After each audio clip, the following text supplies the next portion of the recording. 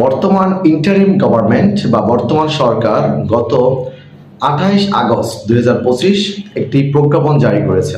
যে প্রজ্ঞাপনে বলা হয়েছে যে প্রাথমিক শিক্ষা প্রতিষ্ঠানে একজন গানের শিক্ষক নিয়োগ দিতে হবে।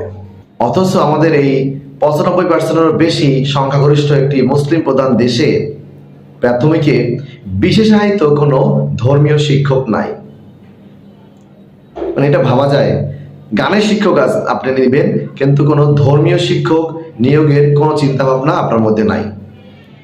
আচ্ছা বলেন তো, বাংলাদেশের ঠিক কয়জন মানুষ চায় তার বাচ্চা গান শিখুক?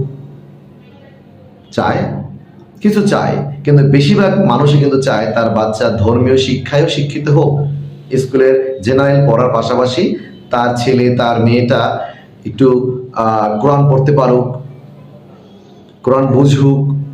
এটা এটা কিন্তু চায়।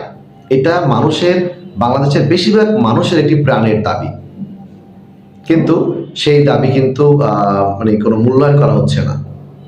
একজন শিক্ষক হিসাবে, একজন অভিভাবক হিসাবে আমি চাই যে গানের শিক্ষক আপনি নিয়োগ দেন, আপনি নাচের শিক্ষক নিয়োগ দেন, আমার কোনো আপত্তি নাই, কিন্তু তার পাশাপাশি প্রাথমিকে অবশ্যই একজন ধর্মীয় বিশেষায়িত শিক্ষক নিয়োগ দেবেন, যে কিনা আরবি বাচ্চাদেরকে পড়াতে পারবে, বাচ্চাদেরকে শিখাতে পারবে অর্থসহ, একটু হলেও জানি শিখাতে পারে অর্থসহ।